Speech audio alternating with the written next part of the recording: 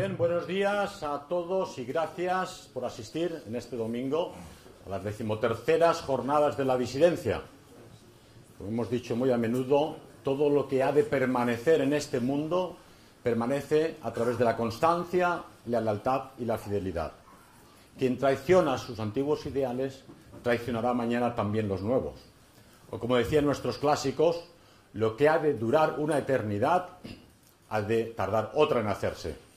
De que vuestra asistencia por 13º año a las jornadas de la disidencia habla en vuestro favor. De forma muy especial quiero hablar de alguien que hay aquí en el público. Entrando, le han comunicado el fallecimiento de su padre, a pesar de que sabía que estaba gravemente enfermo, ha venido a escucharnos hoy aquí esta mañana, y 5 minutos antes de entrar, su padre ha fallecido y ha decidido permanecer entre nosotros. Esas son las lealtades que cuentan a largo plazo para siempre. Pero hoy veníamos a hablar de una cuestión de palpitante actualidad, cuál es la destrucción de todo un mundo, ¿no? Vivimos en una sociedad que cambia a pasos agigantados y de forma forzada. Yo recuerdo todavía de pequeñito, vivía en Baeza, un pequeño pueblo de Jaén, ¿no? Jugábamos todavía a las canicas de cristal, hacíamos un hoyo en la tierra y éramos felices. Las niñas saltaban a la comba, los niños hacíamos tirachinas con las ramas de los árboles y disparábamos contra las latas de tomate. Y si no nos veía nadie, nos íbamos a la estación del pueblo a disparar a los cristales de la estación. Qué pillastres, ¿verdad? Pero éramos niños. Y los niños podían salir de casa sin problema, sin que nos secuestraran, sin que nos violaran, sin que nos pervirtieran. Íbamos en bicicleta. No teníamos aparatos electrónicos. Hoy en día nuestra infancia, nuestros hijos, nuestras hijas, viven en la sociedad multipantalla, ¿no? Están con el WhatsApp contestando a las amigas y el iPad mirando algún anuncio y simultáneamente con el ordenador para consultar YouTube y tienen la televisión encendida. Y tienen la televisión encendida viendo el Disney Channel, que es auténtico veneno para el alma de los niños. Como sabéis, Walt Disney era el poeta del alma popular europea y de los eurodescendientes en Estados Unidos, que cantaba a la belleza, a la naturaleza y al amor a los animales para su público, que era el público europeo, norteamericano, blanco. Una vez fallecido él, heredó el imperio Disney su hermano, que continuó con algunas películas como Aristogats. Pero luego 3 personajes de la tribu internacional compraron Walt Disney y hoy en día el Disney Channel se encarga prácticamente y únicamente de educar a los niños en la sociedad multicultural y multirracial, obligando de alguna forma a esas niñas inocentes a que se acostumbren a que tienen compañeros, compañeras de otras razas, otras culturas y otros colores con los que tendrán un día que mezclarse. Y en esta sociedad que cambia rápidamente se ha producido ya un proceso de destrucción masiva. Un proceso de destrucción de la familia. La familia está desestructurada en toda Europa. Los niños no tienen papás y si los tienen en diversos lugares. Un proceso de destrucción de la fe, del hecho religioso, de la conexión del alma con lo sacro. Ayer hablaba el pensador ruso Alexander Dugin de forma muy precisa y muy contundente del Dasein de Heidegger. Lo que diferencia al ser humano de los animales y de las máquinas es que somos conscientes de que estamos aquí, que vamos a morir y que hay un más allá después de la muerte. El hecho religioso es fundamental para el ser humano. Todas las razas, pueblos y culturas han tenido fe, han creído en el más allá, en una fuerza poderosa, en un Dios. Es la primera época de la historia de la humanidad, el primer continente donde la gente no tiene fe, donde el aburguesamiento de las almas, la maquinización, los placeres mundanos y la vida cómoda han sustituido a esa fe. Y las iglesias se vacían. Se ha destruido también el lenguaje y hemos dejado de entendernos. El sistema realiza una ingeniería del lenguaje de forma que resulta prácticamente imposible hablar con otras personas e intercambiar información. Un ejemplo muy concreto que todos conocéis. Las clínicas abortistas no se llaman clínicas abortistas porque queda muy feo, sino se llaman clínicas para ejercer el derecho de la mujer. Y a los bebés que son asesinados en esas clínicas abortistas se les prefiere llamar fetos, porque queda más lejano. Un bebé es algo tierno, cariñoso, hermoso, es el futuro. Y a las asociaciones pro vida no se las llama pro vida, lógicamente, en los medios de comunicación, sino que se les llama organizaciones que quieren impedir el derecho de la mujer. Es una manipulación del lenguaje tremenda, ¿verdad? Y así podríamos seguir hablando, ¿no? Ayer hablaron, y no voy a repetirlo aquí ahora, de ese insulto arrojadizo llamado fascista, ¿verdad? El sistema coge una palabra, cualquiera, la llena de contenido totalmente negativo, entonces te la tira a la cara y te destruye delante del público, ¿no? Pero llega un momento que la utilización de esa palabra como fascista, no como definición de una época histórica concreta, sino como insulto político, ya no tiene ningún sentido. Ya no tiene fuerza. Todo el mundo es fascista para el partido contrario. ¿Y cuál ha de ser vuestra reacción frente a esta manipulación del lenguaje? No hacer ni puñetero caso de las palabras insulto y de las palabras arrojadizas. Cuando ahora os digan fascista, ¿y cuál es el problema? ¿Tiene usted algún problema con esta palabra? Miren en el diccionario su significado. O si pretendéis defenderos de esa invasión planificada organizada por los globalistas, os llamarán racistas, lógicamente. Y el sistema siempre da esa connotación negativa a la palabra. Y tenéis que empezar a acostumbraros a decir, y las razas en sí existen, han sido creadas por Dios, son parte de la naturaleza, todas las razas, pueblos y culturas nos queremos, nos respetamos, nos amamos y colaboramos, y hemos de colaborar en el futuro para combatir a los globalistas que quieren destruirlos a todos, porque son blancos, árabes, chinos, negros, musulmanes, cristianos o budistas, los que pierden su identidad con esa mezcla forzada. Yo tengo en mi pueblo 4 o 5 amigos negros, podría llamarles subsaharianos, pero queda un poco cursi, o llamarles de color o africanos, no son negros y ellos están muy contentos de ser negros. Son gente estupenda, ¿eh? Los negros son una raza joven, es una raza prolífica, cumple los deseos de la naturaleza de tener bebés. Es una raza bastante noble y suelen ser humildes. Sé que hay negros que se dedican a las drogas, a la prostitución, son manteros, pero los que yo he conocido son gente humilde que intenta aprender el oficio. Muchas cosas no las saben hacer, pero son buenas personas los que yo he conocido. Todos tienen muchos hijos y muchos hermanos, pero eso no es su problema. Sería, en todo caso, nuestro problema. Pero también podemos comprobar en todos los pueblos y ciudades a los amables chinos. En Barcelona está lleno de bares españoles tradicionales de toda la vida, que ahora son administrados por familias chinas. Tremendamente trabajadores, tremendamente serios, no causan problemas, no se mezclan con los españoles, crean negocios de todo a 100, o negocios de otro tipo donde venden prácticamente de todo. Uno encuentra allí de todo, tijeras, celo, ropa, envases, plásticos.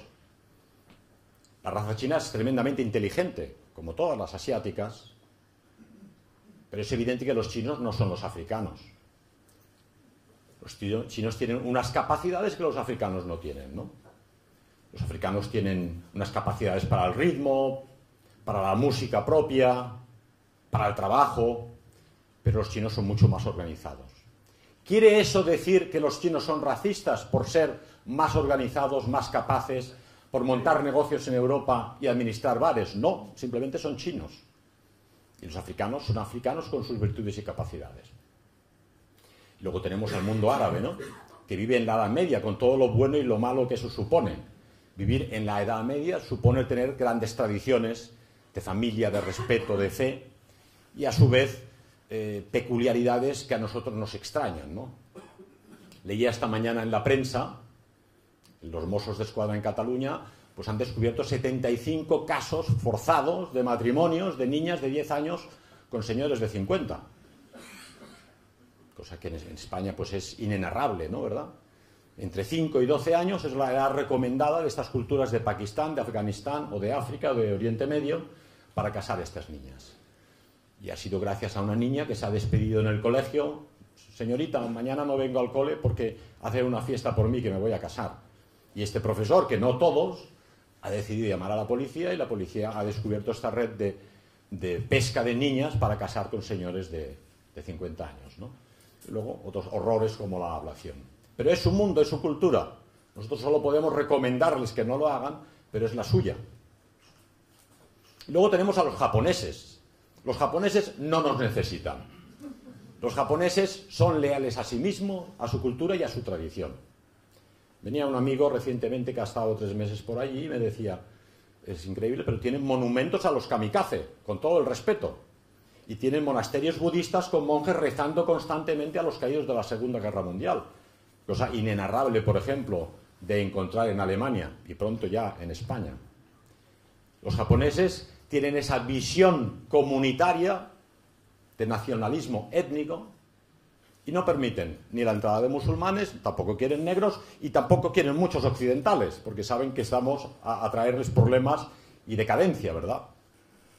Probablemente la sociedad japonesa no es perfecta, pero son como ellos quieren ser. Y tienen, creo que 9.000 inmigrantes en un campo de concentración, les dan de comer, les dan de dormir, si le gusta bien y si no a su casa. Lógicamente no va nadie a Japón. Bien, hemos hablado de los chinos, de los japoneses, de los árabes y de los negros. ¿Y nosotros? ¿Qué pintamos en todo este planteamiento? Pintamos bastante. Primero, porque somos una nación, una raza, una etnia, una cultura en plena desaparición galopante. La emigración masiva que amenaza nuestra destrucción está ocurriendo aquí en Europa. No ocurre en Japón, no ocurre en China, no les ocurre a los negros, solo nos ocurre a nosotros. No deja de ser curioso, ¿verdad? Pero esa destrucción es real. Y a todas estas destrucciones diversas de las que hemos empezado a hablar al principio, hemos de añadir la destrucción, por ejemplo, del arte, ¿no? El arte es un hecho de humanidad, forma parte del ser humano, ¿verdad? Y no solo forma parte del ser humano, es lo más elevado del ser humano, porque es su búsqueda de la belleza y de lo espiritual.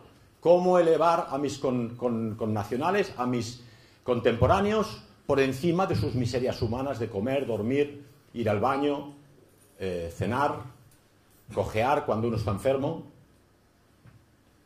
Y en la cultura europea, 2 veces milenaria, empezamos ya con los griegos, cuyo ideal de vida era precisamente la belleza artística.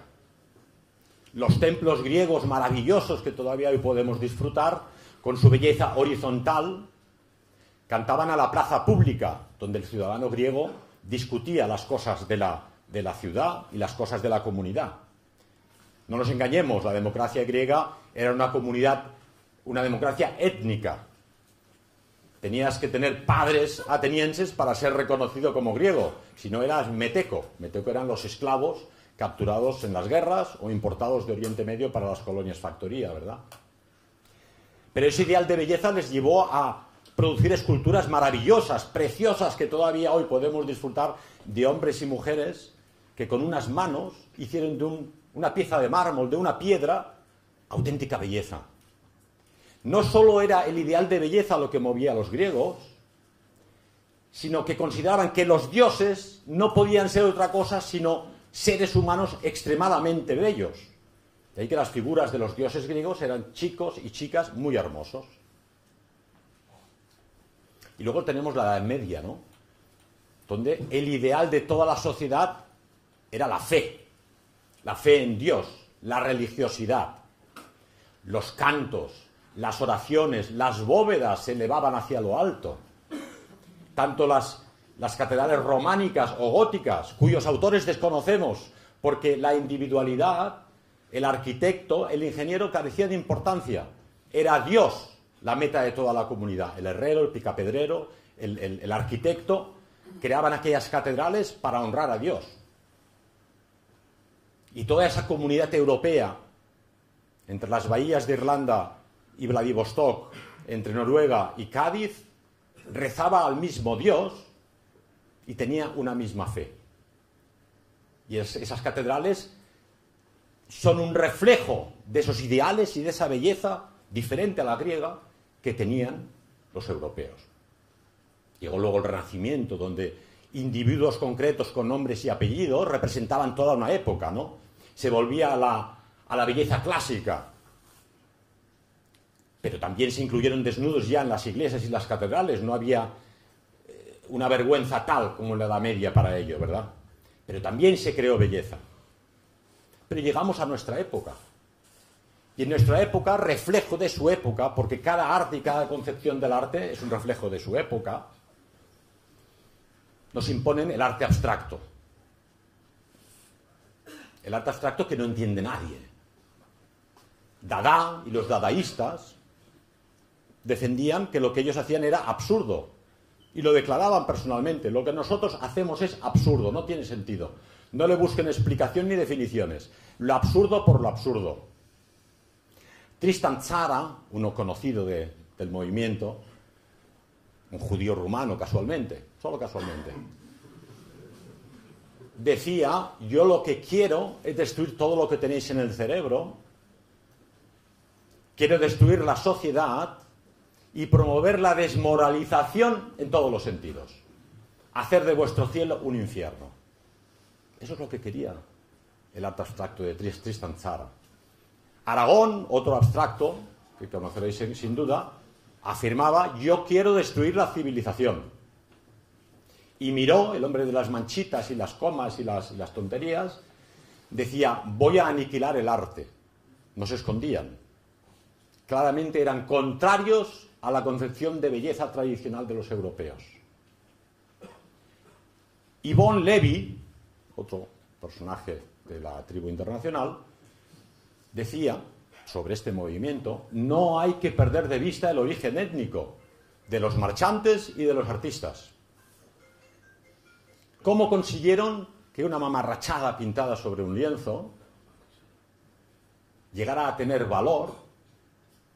Simplemente los marchantes las compraban, las acumulaban, las pagaban a precios bastante ridículos a estos, entre comillas, artistas, y luego las iban soltando en pequeñas dosis en el mercado en Nueva York o en París, convirtiendo el arte por vez primera en un producto del capitalismo, en una mercancía. Se trataba de dar valor a algo que no lo tiene y hacer que la gente pagase por ello millonadas. Los grandes capitalistas norteamericanos dijeron: hombre, pues está bien, porque convierto mi cash, mis dólares, mis millones de dólares, en obras de arte que a mí me gustarán o no, pero que son valoradas por los marchantes en el mercado. Una forma de inversión. Y convierten el arte en inversión. ¿Y qué nos traen estos artistas? Duchamp nos trae un urinario público, lo expone como obra de arte, genial. O la rueda de una bicicleta sobre un taburete, por ejemplo. O salen a la palestra e insultan al público y se desnudan delante del público. Su misión era escandalizar, era lo raro, lo extraño, lo bárbaro. Y hay una presión de los medios de comunicación por aceptar como normal y natural lo que no lo es. Ellos se sienten halagados, el público no dice nada porque tiene miedo a que le acusen de tontaina, y los marchantes y los periodistas promueven ese arte destructivo. Al destruir el arte y destruir la imagen misma del ser humano, se está destruyendo al ser humano. Ayer hablaba Alexander Dugin de la poshumanidad. Y es así. Para crear esa poshumanidad, previamente hay que destruir la imagen misma del ser humano. Pero no solo el lenguaje y el arte. En un paso más allá, se pretende ahora acabar con el dinero. Sabéis que ya el Banco Central Europeo tiene planes para acabar con el billete de 500 euros. La excusa es que las mafias y los terroristas tienen más facilidad para pagar armas. Podéis creerme que ni la mafia ni los terroristas van a tener problemas por carecer de billetes de 500 euros, ¿verdad? Y además, en la tradición alemana, pues antes del euro tenían el billete de 1000 marcos, y a los alemanes les gusta mucho pagar en cash. Por cierto, que es de las pocas naciones, junto a Japón, donde se resisten a la tarjeta de plástico, a las tarjetas de crédito, y quieren impedir que les obliguen a renunciar al dinero contante y sonante del bolsillo. Y en Estados Unidos se pretende hacer lo mismo con los billetes de $100. ¿Quién hay detrás de esta campaña? Tenemos a Mario Draghi, del Banco Central Europeo, a Carney, del Banco de Inglaterra, y de la Reserva Federal, a Connelly, creo que se llama, en Nueva York, los 3 altos funcionarios de Goldman Sachs. Es decir, la alta finanza internacional y el gran capital quiere acabar con el dinero contante y sonante. Si acaban con el dinero cash, que llaman ellos, es un paso más a la pérdida de nuestra libertad. El dinero que tienes en el bolsillo es tuyo. Si tú cobras 1.000 euros a final de mes, por cierto, el 30% de los españoles son 1.000euristas, y esto hay que recordarlo cada vez, tú puedes gastarlo en lo que quieras y nadie va a saber en qué lo gastas. Si lo gastas hace 3 años en un libro de Librería Europa, nadie podría perseguirte por haber comprado un libro de Librería Europa. Si pagas una entrada en las 13º jornadas de la disidencia, nadie va a saber que estás entrando en este meeting para comprar esta entrada. Pero si acaban con el dinero cash, todo será vía una tarjeta de crédito. Sabrán lo que haces, a dónde vas, qué billetes de avión has comprado, a qué mítines ilegales has asistido, qué libros peligrosos estás leyendo. El control del Estado es total en ese momento. Pero no solo eso, los bancos no hacen las cosas por idealismo, lógicamente. Sabéis que los bancos crean dinero de la nada. Al crear dinero de la nada se producen crisis cíclicas que llevan a que estos bancos, parte del sistema, entran en quiebra. Tenéis en la memoria, sin duda, Northern Rock en Inglaterra, ¿no? Los pobres ingleses corriendo a la ventanilla de Northern Rock en 2010, creo que fue, a recuperar sus ahorros, los ahorros de los pobres jubilados británicos. O la crisis de Chipre, donde también los pobres chipriotas fueron corriendo y ahí impusieron una norma que se va a generalizar. Los ahorros de los chipriotas en 2013 se les retiró un 10% de los ahorros para proteger al hundimiento del banco. Es decir, con un simple botón en un ordenador, los ahorros de los jubilados pasaron a formar capital propio del banco. Es un robo, un asalto a mano armada, ¿verdad? En la Edad Media o en épocas anteriores habrían hecho con estos banqueros esas cosas bastante feas. Y esto es exactamente lo que quieren los banqueros. Ellos saben que antes o después habrá que enjugar las deudas que tiene el sistema financiero y quieren hacerlo con vuestros ahorros. Y para que no corráis a sacar el dinero de los bancos, poco a poco van a imponer la destrucción del dinero. Hay países como los países escandinavos.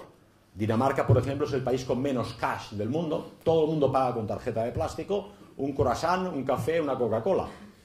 Hay que reconocer que es práctico, que es cómodo, ¿no? Si te roban el dinero, pues es un problema. No tienes que ir con calderilla, con cambio. Y con la tarjeta de plástico te descuentan de tu cuenta, ¿no? Pero son más inocentes que una gamba, que diría un andaluz, estos escandinavos, ¿no? Tienen una palabra en Alemania y en los países escandinavos que es la misma, que es blauäugig, que es ojo azulado, ¿no? Tener ojos azules para ellos es ser más inocente que una gamba. Te lo crees todo. Te dicen, los moros van a pagarnos las pensiones. Ah, muy bien. Y los negros van a salvar la natalidad de Suecia y de Alemania. Ah, vale, de acuerdo. Esto es ser blauäugig, ¿no? Si no conocéis la cultura nórdica. En ese sentido son blauäugig. Pero en Suecia han ido más lejos. Ya ni siquiera la tarjeta de plástico. Imponen el chip en la mano. Una cosa que se ha hablado, existe, todavía no se ha impuesto, pero millares de personas en Suecia voluntariamente se han dejado imprimir un chip en la mano y pagan todo. Pasan el chip y pagan la Coca-Cola, el café, abren las puertas. Es tremendamente práctico, también hay que reconocerlo. Lógicamente, yo no sé si luego los anticuerpos de tu mismo cuerpo dirán, este cuerpo extraño que hay aquí, con 1.000 euros en tu mano, no es muy normal. No estaba previsto en la creación de Adán y Eva, ¿no? Pero bueno, en cualquier caso, lo tienes ya impuesto. Esa destrucción del dinero es otra vez un paso hacia la destrucción de la humanidad y a su esclavización. La otra cosa que destruyen es la historia. Si tú quieres destruir una nación, destruyes sus monumentos. destruyes su memoria histórica, acabas con sus héroes, con sus mitos fundadores, con sus mitos religiosos. Aquí tenemos ahora el problema de la tumba del pobre Franco, que lleva 40 años muerto. En vida no se atrevieron a tumbarlo y ahora que está muerto quieren pasearlo por Madrid a ver dónde lo entierran finalmente, ¿verdad? Pero es evidente, desenterrar a Franco del Valle de los Caídos no es la meta. La meta es acabar tirando la cruz del Valle de los Caídos, que representa la cristiandad y la catolicidad de España, donde este hombre, con buena fe, intentó aunar a unos y a otros de un bando o de otro y enterrarlos juntos, todos aquellos que no tuviesen familia, ¿verdad? Veremos cómo Podemos acabará proponiendo hacer del Valle de los Caídos un monumento del Holocausto, un monumento a la democracia y, vete a saber, a los perseguidos homosexuales del mundo o al LGTB. Pero en esa destrucción constante de todas las cosas nos encontramos.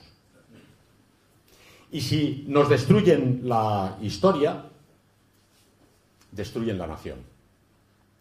Hemos visto en Estados Unidos cómo la izquierda ha tirado abajo el monumento al general Lee de los Estados del Sur, ¿verdad? ¿Y por qué lo hace esto la izquierda? Porque otra cosa que destruyen es la política. La política es la ciencia de lo posible y de la organización de las naciones. Pero en la política siempre han de haber un par de partes, han de haber un pro y un contra. Había hasta hace poco los liberales y los marxistas, la izquierda y la derecha, que no son hoy en día sino vías de garaje. Ahora hay solamente una idea única, que es la globalización. Unos vestidos de izquierda imponiendo el marxismo cultural, que no es sino liberalismo cultural. Y la izquierda, que ha abandonado al obrero, ha abandonado a los trabajadores, en los años 80 renunció a defender al trabajador, se ha impuesto como misión ser la vanguardia cultural del liberalismo y del gran capital financiero internacional. Es la izquierda la que lleva a cabo la disolución social. Es la izquierda la que impone las políticas del matrimonio homosexual. Es la izquierda la que impone la educación sexual temprana para niños de 4 años en las guarderías. Es la izquierda la que impone las políticas de género, que ahora decía un funcionario de la ONU que no hay 2 o 3 géneros, que hay 120. Yo no sé por dónde los ven. Por muy decadente y degenerado que seas, 120 sexos tiene tela. Pero esto es lo que dicen. Y es la izquierda la que impone el LGTB, X, Y y Z, porque yo ya no sé dónde se acaba eso, ¿verdad? Y la izquierda impone también la política migratoria masiva hacia Europa. ¿Por qué? Porque el gran capital financiero internacional y el liberalismo cultural, de los cuales la izquierda solo es el hombre de la porra, lo que quieren es crear un nuevo pueblo. El pueblo, traicionado por la izquierda, no cree ya en este sistema. Y como ellos lo saben, quieren llevar a cabo la gran sustitución. Disolver al pueblo autóctono, y nadie os ha preguntado si es lo que queríais, y crear un nuevo pueblo. Este nuevo pueblo elegido, que es una falacia intelectual, pues es este pueblo de las minorías protegidas. La minoría homosexual, la minoría LGTB, la minoría de los negros, la minoría islámica, y todos ellos juntos hacen el nuevo pueblo, porque el pueblo autóctono no se deja engañar por más tiempo. Y ahí llegamos a la idea tan cacareada en los medios de comunicación de los populismos. Pero como lo explicó ayer muy bien Alexander Dugin, no voy a insistir sobre ello. Los populismos no son ni más ni menos que la reacción de los pueblos a una dictadura del liberalismo. Y todos aquellos que denuncian los populismos son en realidad populicidas. Quieren aniquilar al pueblo. Es un auténtico genocidio étnico y etnocidio cultural. Porque con esa mezcla racial, esa mezcla étnica, esa imposición extraña de pueblos del tercer mundo, se nos impide ser como somos y se nos impide ser nosotros mismos. En esa situación nos encontramos. Y en esa situación vais a tener que tomar vosotros parte. No podéis quedaros en casa viendo la televisión, no podéis quedaros detrás de la barrera. Ya no es el momento de las advertencias, es el momento de los cumplimientos. Los planes ya han tenido lugar.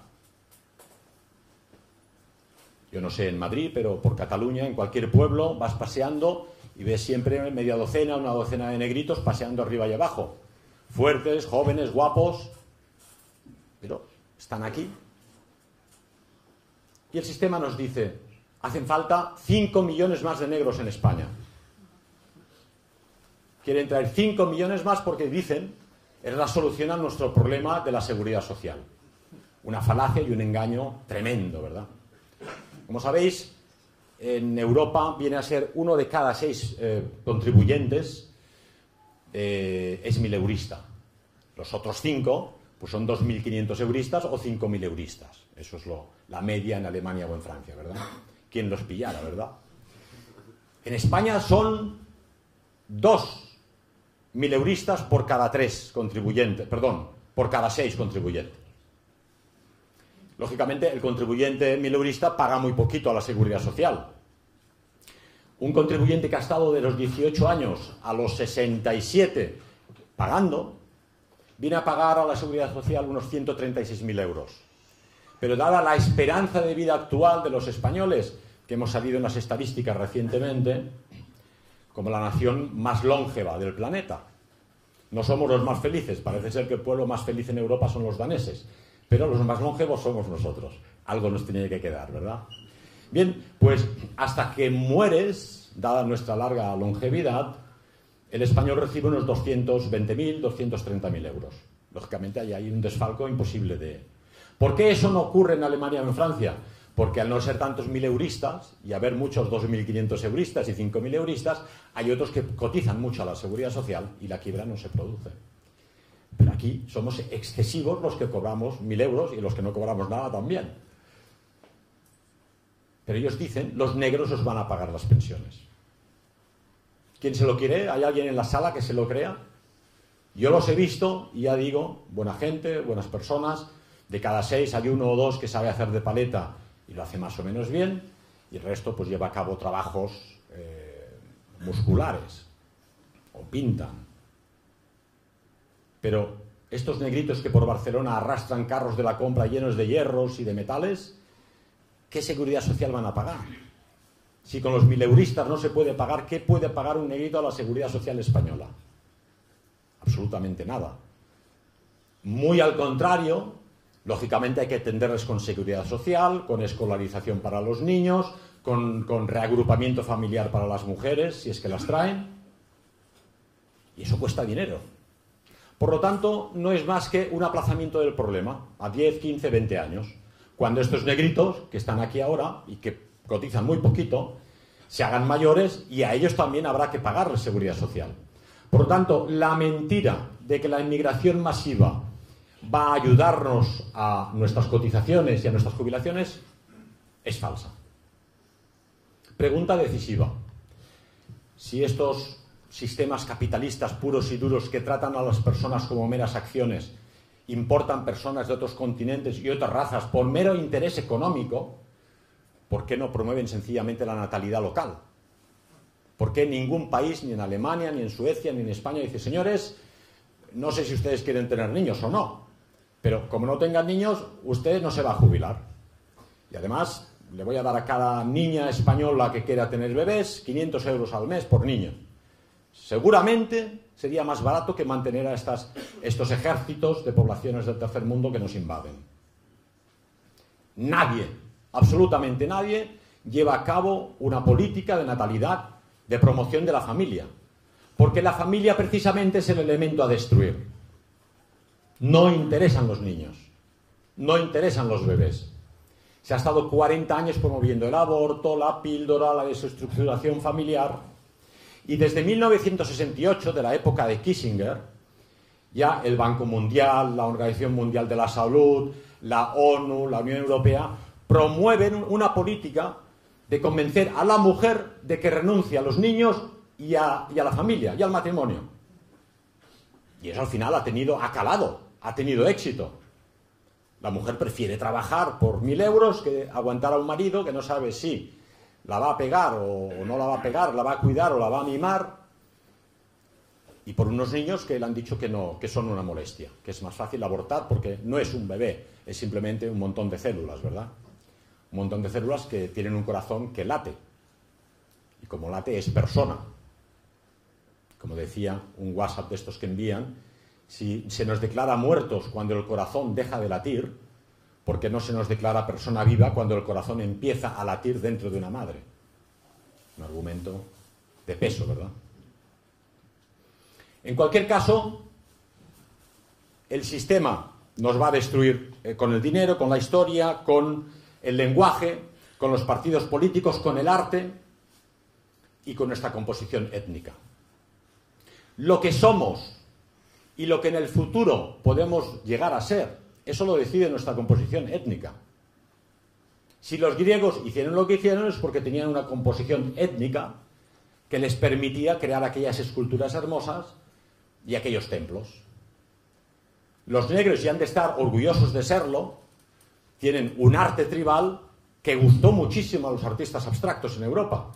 De hecho, quedaban entusiasmados cuando encontraban máscaras en África y las traían aquí y las copiaban para sus obras de arte abstracto, ¿verdad? Y los constructores de catedrales de la Edad Media que hemos mencionado fueron capaces de hacerlas porque tenían una composición étnica que les permitía hacerlo. Y si la sociedad japonesa trabaja como la que más y produce coches estupendos y se organiza y tienen jubilación para todos los japoneses y tienen un orden social, es porque son japoneses con una composición étnica determinada. Y ellos quieren seguir siendo japoneses, tienen todo el derecho de seguir siendo japoneses y nadie les va a discutir que quieran ser japoneses. ¿Por qué no podemos ser nosotros españoles tal y como nosotros nos concebimos? Sánchez Albornoz, un historiador republicano que conoceréis, afirmaba que los españoles teníamos una antigua composición étnica romano-visigoda. Y esa es la composición étnica que forma parte de todos vosotros. No hay pecado peor para la historia y para la cultura que el pecado contra la estirpe. El hecho de que uno de vosotros se enamore de una persona de otra raza y de otra cultura no es un mayor problema. Y además probablemente os se integrará con esta cultura española, acabará tomando chatos con vosotros y paseando y siendo un pueblo amable, feliz y alegre. Pero si es no una persona, sino 5 millones de negros lo que quiere traer a España el gobierno, hombres, como decía Orbán, Víctor Orbán, el primer ministro húngaro la semana pasada, ¿no? Vienen todos jóvenes, en edad de luchar, en edad de reproducirse, en edad de conquistar, y que están transformando las ciudades europeas a su imagen y semejanza. Es lógico. Si tú vienes de tu cultura a otro lugar, importas tu forma de ser, tu forma cultural, tus barrios chinos, tus barrios musulmanes, tus barrios africanos. Solo hay que ir por Lavapiés, aquí en Madrid, para darse cuenta que de las zarzuelas madrileñas queda poco por allí, ¿verdad? Y estas personas que vienen a quedarse, vienen a lo que han ido todos los invasores. A la conquista de territorio, solo que antes la gente defendía su territorio. A la conquista de los recursos. Los recursos antes eran las vacas, las ovejas y las frutas. Los recursos ahora son los ahorros de la seguridad social, nuestro sistema sanitario, nuestro sistema escolar, nuestras carreteras, nuestros pueblos y, para decirlo claramente, nuestras hembras. Chicos jóvenes de 20, 25 y 30 años no vienen aquí a quedarse solteros toda la vida, lógicamente. Y lo que ocurrirá es que tendremos niños a cuadros. No tengo nada en contra, está muy bien. Pero no hay problema con 1 o 2 niños a cuadros, pero sí con una invasión masiva que va a cambiar nuestra composición étnica y, por tanto, nuestra concepción del mundo y nuestra forma de ser. Y este es un tema altamente delicado. Como sabéis, yo tengo procesos constantemente, uno detrás de otro, Cuando pueden me meten en prisión, o me arruinan, o me persiguen. Pero al final hay que coger el toro por los cuernos. Y hay dos palabras mágicas que no quieren que mencionéis, pero que hay que mencionar. Si habláis de cuestiones políticas, pues uno pues habla de la globalización, del gobierno mundial, de Soros, de Bárbara Spectra, pero al final nadie menciona quiénes son. Y como el sistema lo que quiere llevar a cabo es una política de genocidio racista contra los pueblos, y es así, es un crimen, llevado a cabo por criminales, para impedir que los pueblos puedan defenderse de este genocidio, de esta política de aniquilamiento racial de los pueblos europeos, acusan a cualquiera que lo denuncie, como estamos haciendo hoy aquí, usted es racista. Entonces ya estás bloqueado, ya no puedes, no tienes derecho ni a la existencia. Oiga, vamos a ver si lo entendemos.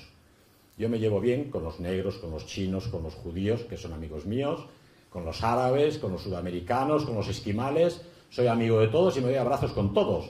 Y además es una riqueza del mundo y de la naturaleza, esa diversidad. Aprendemos todos mutuamente y, como dice Fritjof Schuon, cada uno de ellos es un lado olvidado de nosotros mismos. Hemos evolucionado de forma diferente, pero un día fuimos como ellos, tal vez. ¿Por qué plantea usted siempre todo en base al odio? Si usted no admite mi plan de aniquilamiento, de genocidio realmente racista en el sentido negativo, ¿por qué me habla a mí de que yo odio a nadie? Yo no odio a nadie en absoluto, como vosotros no odiáis a nadie. El mero hecho de que el sistema pretenda imponeros el delito de odio por defenderos hace sospechoso y culpable al sistema. Y para defender esa política de genocidio racista del sistema contra los pueblos europeos, imponen lo que llamaba Orwell el Ministerio de la Verdad. Yo le llamo el Ministerio Fiscal de la Verdad. Porque lo que hace ese Ministerio Fiscal es perseguir única y exclusivamente a aquellos que quieren defenderse de ese asesinato masivo, de esa arma de destrucción masiva que es la invasión étnica de Europa. Y hay que coger al toro por los cuernos, devolverles la pelota, la palabra insulto, y decirles claramente: usted es el racista negativo que pretende aniquilar a los pueblos europeos, y lo único que yo quiero es defender a los negros, a los chinos, a los árabes y a los europeos. El otro...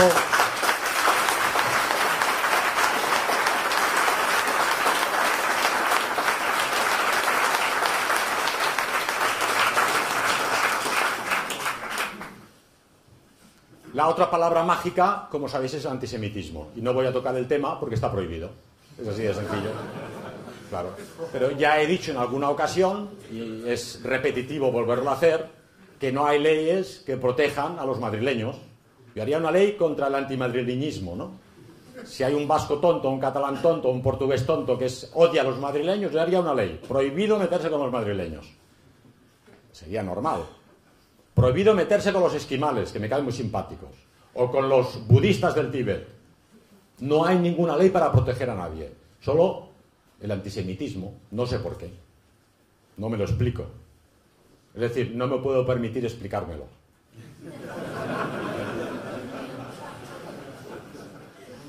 Pero es evidente, si hablamos que todos los marchantes del arte abstracto que promovieron la destrucción y la concepción del arte europea eran los Rosenberg, Edith Stein, Kant Weiler. Picasso decía: sin Kant Weiler yo nunca habría hecho una carrera. Y los artistas, el 50% de ellos también. Y Bárbara Spectra, cuyos deseos conocéis todos y hemos mencionado ya en alguna conferencia, pues no es japonesa, ¿qué quieres que te diga, no? ¿No? Pero es que lo que Bárbara Spectra dice, lo dijo Sarkozy hace poco, cuando todavía era primer ministro en Francia. Son estas palabras: vamos a obligar a los franceses al mestizaje. Y si no se quieren mezclar con las poblaciones inmigrantes, el Estado va a obligar a los franceses a dicho mestizaje. y tenemos los medios en el Estado para conseguirlo. Increíble. Está haciendo una declaración de intenciones genocidas contra la población francesa, cuyo componente galo-franco está ya en minoría. Como sabéis, las últimas elecciones presidenciales con Le Pen, todo el mundo magrebí votó al Partido Socialista, que en Francia es conocido como el partido de los magrebís, porque votan en bloque para neutralizar a Le Pen. ¿Y qué ha dicho Bárbara Spectra? Nosotros, dice ella, los judíos, no sé por qué, vamos a jugar un papel fundamental en la multiculturalidad de Europa. Europa ha de ser, así lo dice, multirracial y multicultural, y no volverá a ser nunca más el bloque de naciones homogéneas que fue hasta el siglo pasado. A los europeos no les va a gustar, nos van a acusar, pero nosotros jugamos el papel dirigente en esta política. Yo me he quedado de piedra. Sospecho que sea una falsificación, que Bárbara Spectra nunca haya dicho eso, ¿no? Como sabéis, es la esposa de un rabino importante y lleva un think tank para la multiculturalidad en Europa. Entonces yo defiendo a Bárbara Spectra y estoy seguro que esto se lo ha inventado alguien. Pero si no se lo ha inventado alguien, es grave. Y lo mismo que ha dicho Bárbara Spectra y ha dicho Sarkozy, lo dice Macron, y lo dice Merkel, y lo dice Juncker. Así que no nos queda más remedio que pensar, esta gente son auténticos criminales que están planificando nuestra destrucción. Tomar buena nota de los nombres, para llevarlos a los tribunales el día que podamos. Al menos que sean juzgados, porque es un crimen de alta traición realmente, ¿no? ¿Y qué tenemos que hacer nosotros?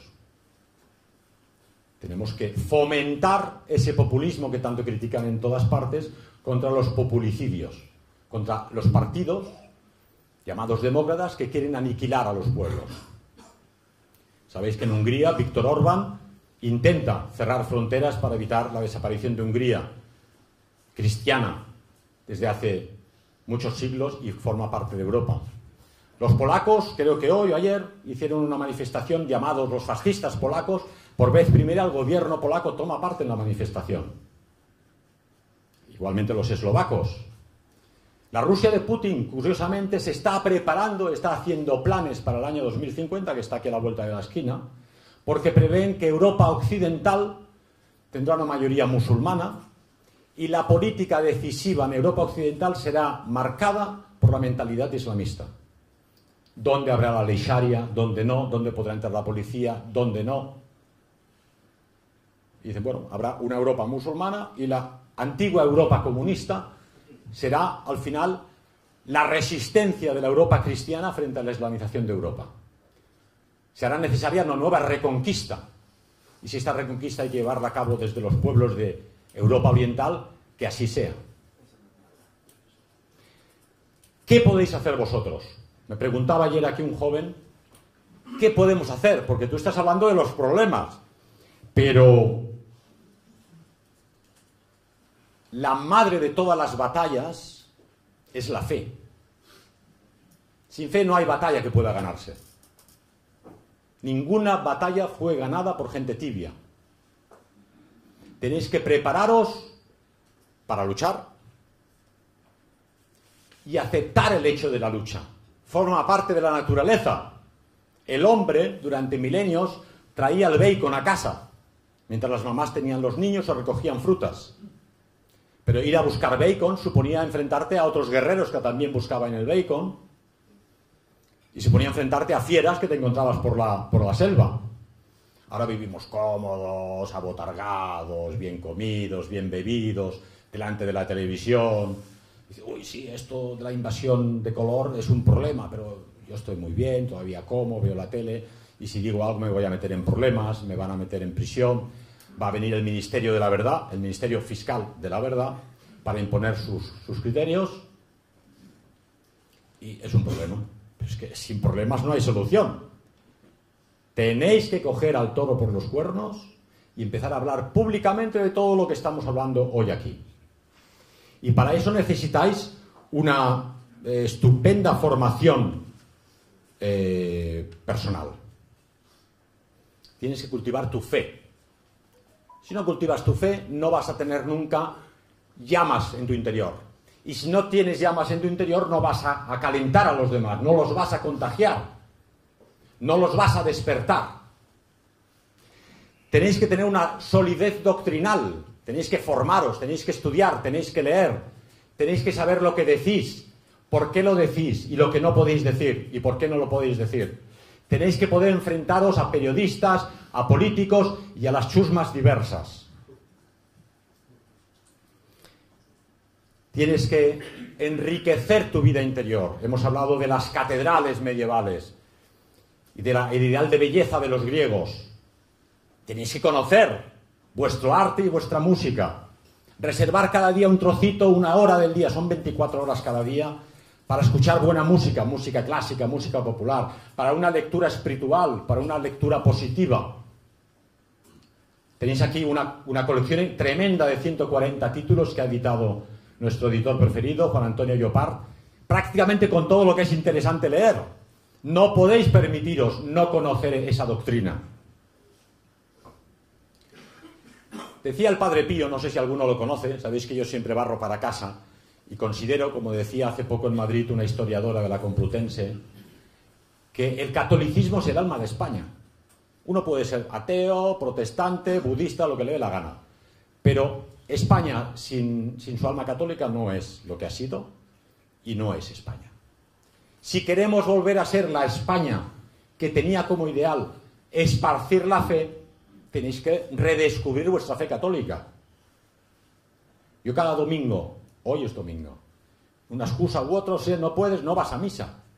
Y ahí me sabe mal, porque es el único lugar del mundo donde se produce la baja a Dios en la Eucaristía y está presente. Y cuantas más misas e iglesias llevan a cabo esos 4 curas que todavía quedan, la Eucaristía, es un paso más a la salvación de la humanidad. Y si nos va tan mal, es porque hay pocas Eucaristías y porque poca gente va a misa a presenciar ese milagro.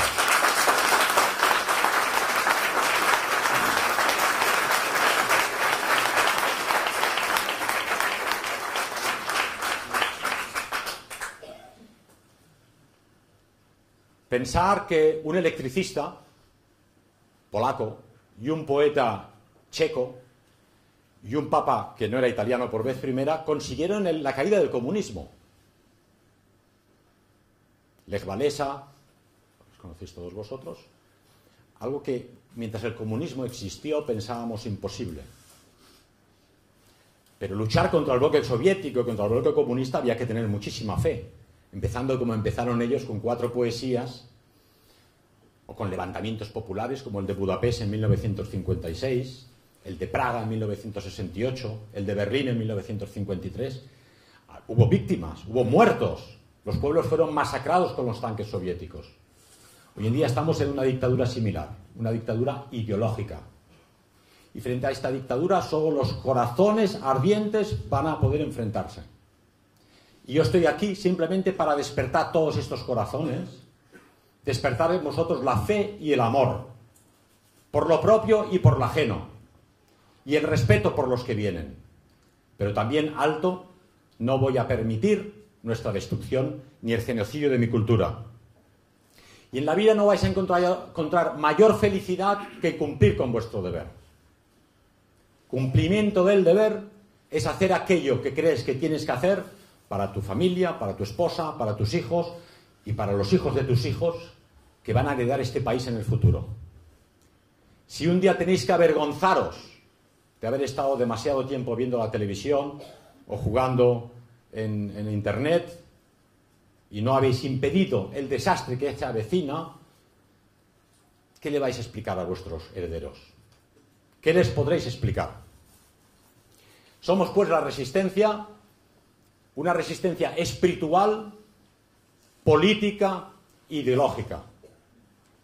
En las conferencias de ayer quedó muy claro que hay 2 tipos de resistencias y de populismos. Aquellos que se avienen a pactar con el enemigo y por lo tanto han quedado neutralizados para siempre, ya son parte del problema, y aquellos que se niegan a pactar con el enemigo, que somos nosotros. La Iglesia Católica está perdiendo adeptos a marchas forzadas en el mundo entero, en España especialmente. Los evangelistas prosperan galopantemente en América. ¿Por qué? La Iglesia Católica se ha adaptado al mundo, ha aceptado la lucha en el terreno del liberalismo que no podía ganar. de haberse mantenido en su lucha espiritual por las almas, el liberalismo no podría haber entrado al combate contra ella, porque habría hecho su trabajo. Del mismo modo, en el campo político, vosotros no podéis entrar al combate en el terreno del liberalismo cultural, porque es su terreno. Tenéis que manteneros leales y fieles a vuestros principios, a vuestra fe y a vuestra formación, y a vuestros pueblos, y empezar a hablar claro en las oficinas, en las casas, en los trabajos, en las calles, en las vacaciones. Que hacéis el ridículo, no importa. Que os dicen fascista, no importa. Que os dicen racista, no importa. Que os dicen antisemita, no importa. Pero hablar claro ya, hoy, porque mañana será tarde.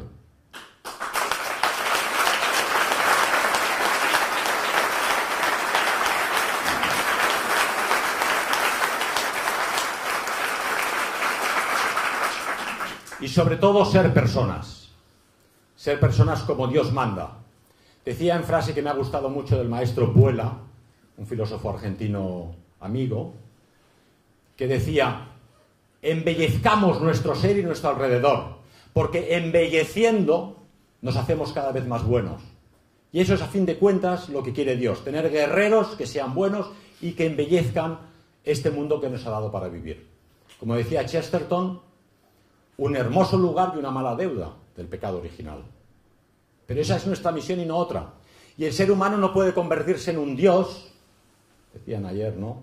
El diablo le dijo a Adán y Eva: seréis como Dios. 3 palabras. No puede ser Dios. Puede jugar a Dios, pero no lo puede ser nunca. Solo Dios puede crear. El hombre acompaña a la creación de Dios, a esa hermosa creación por el mundo, y ha de hacerlo de forma digna. Y quiero acabar con una frase que también merece ser el colofón de estas jornadas magníficas, de San León Magno. Pues no hay actos de virtud sin tentaciones, ni fe sin pelea, ni combate sin enemigo, ni victoria sin batalla. Así sea. Gracias.